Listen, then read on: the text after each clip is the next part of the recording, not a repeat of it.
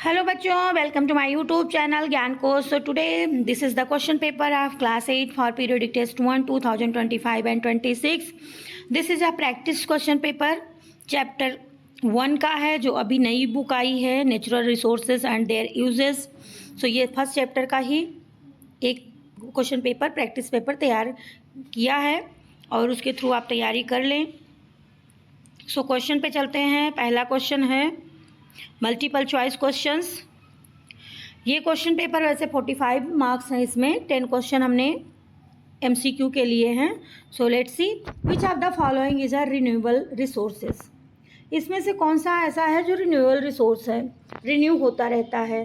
So that is solar energy. बाकी क्या है, नॉन रिन्यूएबल हैं सारे के सारे। नेक्स्ट है the main reason for the depletion of natural resources is.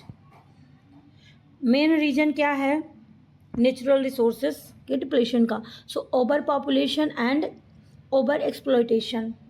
सी जो है हमारा ये सही हो जाएगा इसका।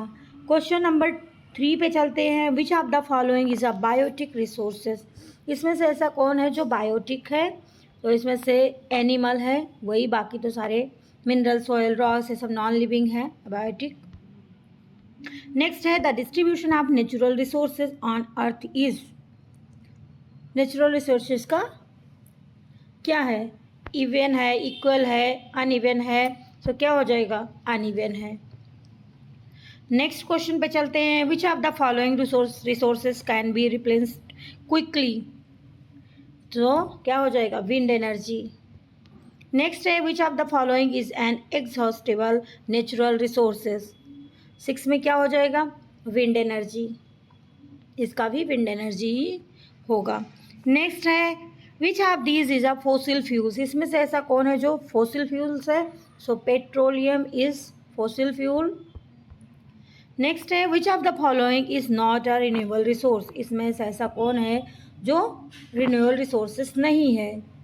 सो क्या हो जाएगा, नेचुरल गैस, वो नॉन रिन्यूएबल है।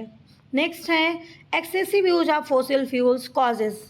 क्या होगा, एयर पोल्यूशन होगा, ग्लोबल वार्मिंग होगा, एसिड रेन होगा, तो सारी चीज़ें होगा। All of these is correct answer. Question number 10 पे चलते हैं। Which of the following helps in conservation of natural resources. इसमें से ऐसा कौन है जो नेचुरल रिसोर्सेज को कंजर्व करने में हेल्प करता है? सो प्लांटिंग ट्रीज। ट्री को ज़्यादा से ज़्यादा प्लांट करना चाहिए, लगाना चाहिए। वेरी शॉर्ट आंसर है question. Answer in one word, define natural resources. Natural resource को डिफाइन करना है। सो क्या हो जाएगा, रिसोर्सेज ऑब्टेन्ड फ्रॉम नेचर और कॉल नेचुरल रिसोर्सेज। जो कि हमें नेचर से मिलते हैं उनको हम नेचुरल रिसोर्स कहते हैं। 7 में हो जाएगा name one non renewable resource. Petroleum हो जाएगा नॉन रिन्यूएबल में। अगर रिन्यूएबल पूछा जाए तो सोलार एनर्जी, विंड, ये सब हो जाएंगे। Give one example of metallic minerals.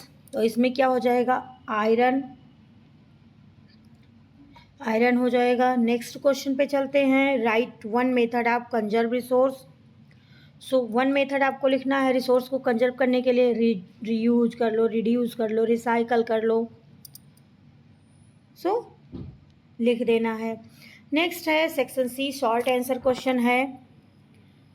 What are the two types of natural resources based on their availability? Give one example of each. आपको नेचुरल रिसोर्सेज के बारे में लिखना है, आपको बताना है और उनका एक एक एग्जाम्पल।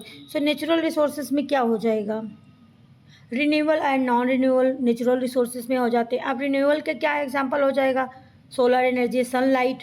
एंड नॉन रिन्यूएबल का हो जाएगा कोल, पेट्रोलियम। आपको जो भी लिखना है उसमें से कोई भी एक लिख सकते हो। नेक्स्ट है question number 11। Write two ways to reduce the over use of non renewable resources. दो तरीका बताना है, 2 स्टेप बताना है कि कैसे नॉन रिन्यूएबल रिसोर्सेज को ओवर यूज होने से बचाया जा सके। मतलब कैसे हम रोक सकते हैं, हम क्या करें तो रुक जाए। सो रिसोर्सेज रिड्यूस कंजप्शन, सबसे पहली चीज़ है उसके कंजप्शन को, यूज को बंद कर देना चाहिए। जैसे कंजप्शन को बंद करेंगे, यूज को बंद करेंगे तो क्या हो जाएगा, वो खुद ब खुद ओवर यूज कम हो जाएगा। दूसरा हो जाएगा आपको 2 वेज बताने हैं और यूज क्या करना है हमें, रिन्यूएबल रिसोर्सेज को, जैसे कि सोलार एनर्जी, और इसको यूज करना स्टार्ट कर दो, विंड एनर्जी को यूज करना स्टार्ट कर दो। तो 2 है, पहली चीज़ है कंजप्शन करना है, दूसरा चीज़ है रिन्यूएबल रिसोर्सेज को यूज करना है। नेक्स्ट क्वेश्चन हो जाएगा, why is resources conservation important. Resources का कंजर्व करना, बचाना क्यों ज़रूरी है। अगर वो कंजर्व नहीं करेंगे, बचाएंगे नहीं, जैसे कोल हो गया, पेट्रोलियम हो गया, इन सारी चीज़ों को बचाएंगे नहीं तो फ्यूचर के लिए रह ही नहीं जाएगा, बचेगा ही नहीं। तो to ensure availability for future generation, और उसके लिए जब फ्यूचर जनरेशन के लिए फिर पोल्यूशन भी बढ़ रहा है तो उसके लिए भी। Distinguish between biotic and abiotic resources. Biotic resources और अबायोटिक रिसोर्सेज के बीच में आपको डिस्टिंग मीन्स डिफरेंस बता। सो क्या हो जाता है, लिविंग क्या होते हैं, बायोटिक हो जाएंगे, और नॉन लिविंग क्या हो जाएंगे, अबायोटिक हो जाएंगे। लिविंग में जैसे प्लांट्स हो गए, अबायोटिक में क्या हो जाएगा, वाटर। इस तरीके से हो जाएगा। अब लॉन्ग आंसर क्वेश्चन है, question number 14, what are the cause and consequences of the over use of natural resources. कारण क्या होंगे एंड रिजल्ट क्या होंगे ओवर यूज अगर हम करेंगे नेचुरल रिसोर्सेज का। सो पहला चीज हो जाएगा over use causes resources exhaustion, pollution and imbalance in the nature. Nature में क्या हो जाएगा, इम्बैलेंस हो जाएगा, पोल्यूशन फैलेंगे, रिसोर्सेज का एग्जॉस्शन होगा, ख़त्म हो जाएंगे। So there are multiple consequences and causes. Next है क्वेश्चन नंबर 15 पे चलते हैं। Describe 3 ways through which we can conserve resources at home or school. हम स्कूल और घर पे 3 वेज आपको बताना है कैसे बचा सकते हैं। सो लाइट को हमें बंद, turn off light, reuse water, avoid wastage of paper and electricity, use cycle का यूज करो अगर थोड़ी देर दूर के लिए जाना है, फिर पैदल भी जा सकते हो आप, उससे क्या होगा, रिसोर्सेज बचेंगे। So there are multiple ways. Electricity की जगह पे हम सोलर पैनल का यूज करें ताकि उससे इलेक्ट्रिसिटी की यूज करें।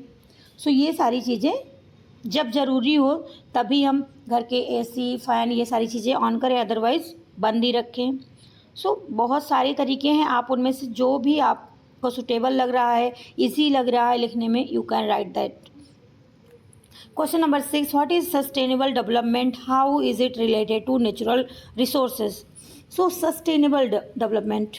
Question number 16 है, using resources wisely without harming future needs. Future need को हमें ध्यान में रखते हुए रिसोर्सेज को यूज करना है, उसको हार्म नहीं पहुंचाना है, नुकसान नहीं करना है। इसको कहते हैं सस्टेनेबल डेवलपमेंट, ताकि वो हमारे फ्यूचर के लिए भी बचा रह जाए। So using resources wisely without harming future needs is called sustainable development. Next है हमारा क्वेश्चन, केस स्टडी बेस्ड है। Read the paragraph and answer the following question. So ये पैराग्राफ आपको रीड करना है। In a hilly village people use to cut trees excessively for fuel, wood and construction. This led to soil erosion, water shortage and loss of biodiversity. Recently, NGOs and local bodies took steps to plant trees, construct rainwater harvesting tank and promote solar cooker. The village is slowly becoming greener and resource efficient. Now move to the question. First question है इसका 17 का, What were the major environmental problem faced by the village? गांव के लोगों ने सबसे ज़्यादा कौन सी प्रॉब्लम फेस की, क्योंकि वो लोग पेड़ काट रहे थे जलाने के लिए। तो पहले थी soil erosion, water shortage, biodiversity loss, means पानी की कमी भी उनको परेशानी हो रही थी, पानी की कमी हो रही थी, सॉइल इरोजन भी हो रहा था, एंड बायोडाइवर्सिटी लॉस। 2 पे चलते हैं। Mention any 2 steps taken to solve these problems. 2 step आपको बताने हैं इन प्रॉब्लम को सॉल्व करने के लिए, कौन से 2 स्टेप लिए गए। सो पहला था ट्री प्लांट किए गए, tree plantation and rain water harvesting, and एक और था उसमें लिखा हुआ पैसेज में सोलर कुकर का इम्प्लांट किया गया, ताकि लोग सोलर एनर्जी का यूज कर सकें, लकड़ी का यूज ना करें खाना बनाने के लिए। और रेन वाटर हार्वेस्ट करेंगे ताकि उनको पानी की कमी ना हो, वो उसको अंडरग्राउंड उसमें टैंक में भर कर रख सकते हैं। फिर नेक्स्ट क्वेश्चन है, how does planting trees help in conserving resources. Trees को प्लांट करना कैसे रिसोर्सेज को कंजर्व करने में हेल्प करता है, कैसे करता है। सो क्या हो जाएगा, trees prevent soil erosion, soil erosion को बचाता है, improve rainfall and air quality, air quality को इम्प्रूव करता है, फिर रेनफॉल को भी इम्प्रूव करता है, रेनफॉल आते हैं। नेक्स्ट है, what message does this paragraph give, इस पैराग्राफ से आपको क्या मैसेज मिलता है। सो क्या हो जाएगा, we must use natural resources responsibly and promote sustainability, हमें नेचुरल रिसोर्सेज को रिस्पॉन्सिबिलिटी के साथ यूज करना चाहिए और प्रमोट सस्टेनेबिलिटी, ताकि हम उसको लंबे समय तक यूज कर सकें। एजर्शन रीजनिंग वाले क्वेश्चन हैं। सो इसमें आप ये पता ही है, A and R are true and R is the correct explanation of A, both A and R true but R is not correct explanation of A is true but R is false, A is false but R is true, ये सारे option होते हैं। Now move to the question quickly. Natural resources should be used carefully, reason they are unlimited and can not be exhausted.